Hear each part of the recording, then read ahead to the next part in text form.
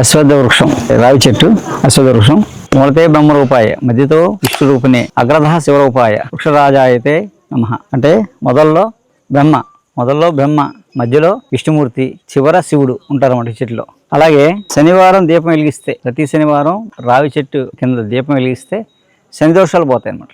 రావి చెట్టు చుట్టూ ప్రదక్షిణ చేశారనుకోండి పాపక్షయం అవుద్దని చెప్తారు. ఏ పాపం ఉన్నా పోద్దని చెప్తారు. ఎప్పుడైనా రావి చెట్టు చుట్టూ ప్రదక్షిణ చేయొచ్చు, చేస్తే పాపాలు పోతాయి. అలాగే శనివారం, ప్రత్యేకంగా శనివారం ఒక 4 శనివారాలు 3 శనివారాలు దీపాలు వెలిగిస్తే శని దోషాలు తొలగుతాయి అనమాట. శని ప్రభావంలో చెప్పే ఇబ్బందులన్నీ పోతాయని చెప్తారు. అందుకే ఆలయాల్లో వేయడానికి కారణం, ఈ పవిత్ర వృక్షాలు అనేవి వేయడానికి కారణం ఏంటంటే జాతక ప్రకారం కూడా ఈ మొక్కలు వేస్తారు అనమాట. అలాగే ఏదైనా తెగిపోయింది అనుకోండి, బ్లీడ్ అవుతుంది అనుకోండి, ఈ రావి చెక్క పొడి వేసి కడితే పుండు మానిపోతుంది.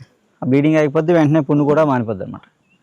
అంత అది. అలాగే ఓవర్ బ్లీడింగ్ అవుతుంది అనుకోండి, రావి చెక్క దంచి కొంచెం నీళ్ళేసి కషాయం పెట్టి 30 ml కషాయం తాగారనుకోండి, ఆ ఓవర్ బ్లీడింగ్ తగ్గుద్ది అనమాట. అలాగే రావికి చాలా ఔషధ గుణాలు ఉన్నాయి. రావి చెట్టు గాలి కూడా చాలా ఆరోగ్యకరం.